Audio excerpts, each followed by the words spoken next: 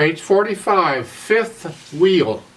This page they're covering the interval of a fifth. We're getting wider apart. Just count them out. Start on C. You can start on any note. I'll just start on C. And you count out 1, 2, 3, 4, 5. The interval of a fifth. Remember, it's got 2/3 in the middle. I got a third here and a third here. It's a fifth. 3 and 3 is 5. We all know that.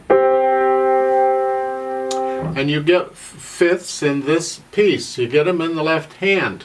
Because you got a C and a G.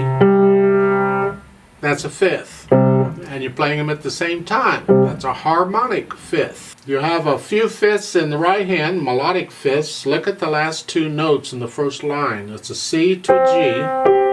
That's a fifth. Played one after another. It's a melodic fifth. Yeah, so you get fifths occasionally. Now they're also introducing tied notes.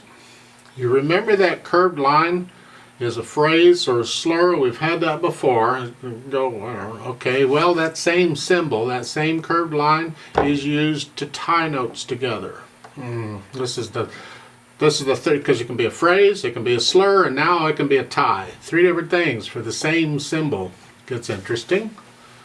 What it means is you're going to hold the first note down for the length of both notes.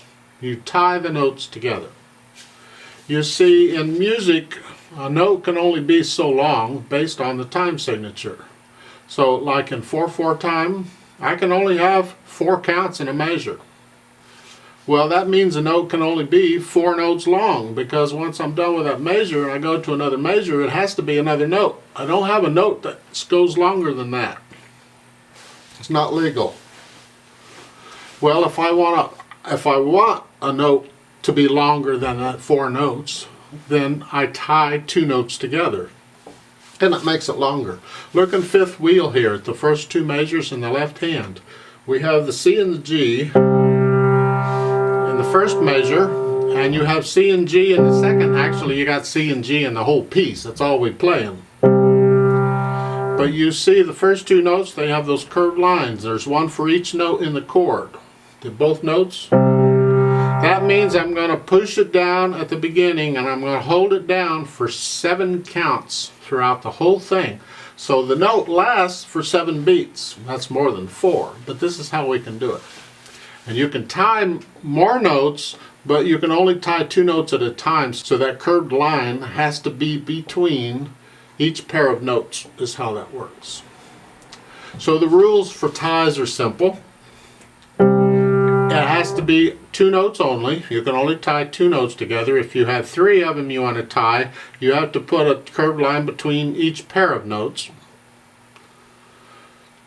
And they have to be the same pitch, the same key. So in this case, you're tying G's together. Both of them are G's. That's okay. If one of them changed to another note, that's not a tie. That's a slur.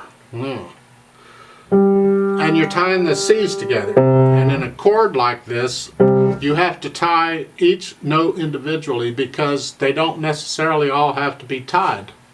If I only had that tie under, say, the bottom note, not the top, then after 4 beats, when I get to the next measure, I'd have to play the G again.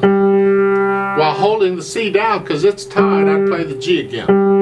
So they have to put that tie for every note in a chord. And that's important. Every note that they want to tie in a chord, because you don't have to tie them all. Now, when you're approaching this music, something else we have to consider, because now we're playing both hands at the same time. So, and now we know it's in 4/4 time.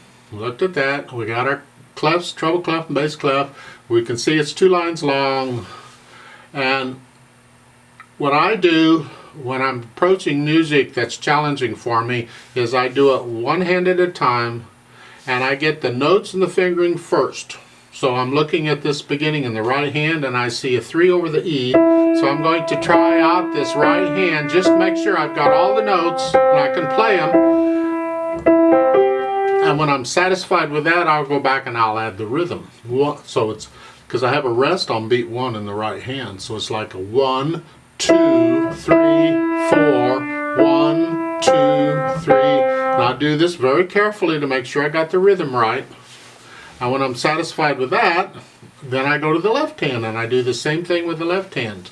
And here the left hand's got 2 notes to play at the same time. And I'm going to hold that down for 7 counts. 1, 2, 3, 4, tie, 2, 3, 4, 1, 2. And I make sure I can get the left hand, all the notes and the fingering and the rhythm and everything. Then I go back and put them together. Isn't this fun? So we got 1, 2, 3, 4, 1, 2, 3. See, and I gotta make sure I'm holding each hand down the right length. Because in the second measure, now I have a half note in the right hand. I'm going to hold that down as I play the quarter note in the left hand. And then the next measure, I'm going to let the right hand up because it has a rest. And then I continue, and I work this out very slowly with the hands together. Then when I have that worked out, then I can start thinking about speeding it up a little bit, not much. We still want to keep it slow. Because now we need to add in the phrasing. There isn't any here, don't worry about it. And we need to add the dynamics. Well, it's all medium loud, so we got that. So we can do the medium loud. And then after that, there's other things to add as we get through the book. I'll add more to it. But as you're learning a new piece of music, this is a way you can approach it to learn the music. You'll have your own system eventually, but this is how I do it.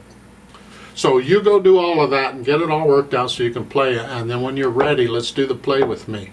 Now in the play with me, I don't do the dynamic or any of that, I just do the notes and the rhythms. That's all we're checking here. You can do the rest on your own. So I'm going to give us 4 counts, and let's play this together.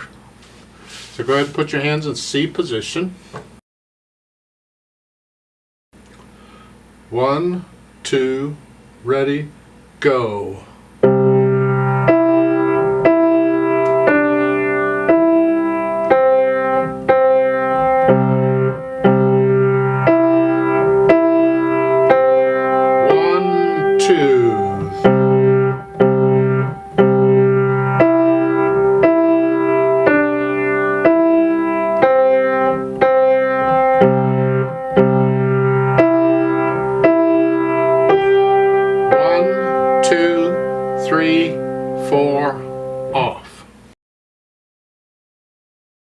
Now if that went reasonably well and you feel you're ready, speed it up gradually, get it up. It's adagio, and adagio is slow. Adagio is probably about as fast as we're going right now. So you're not going to speed it up much. But when you think you're ready, then let's do this duet together. I'll do the teacher accompaniment at the bottom and you play your part. Now again, the teacher accompaniment part is all different than your part. So you have to pay attention to what you're doing. But listen to the accompaniment so you can stay with it. And I'll give us 4 counts. So let's try it out. 1, 2, ready, go. 1, 2,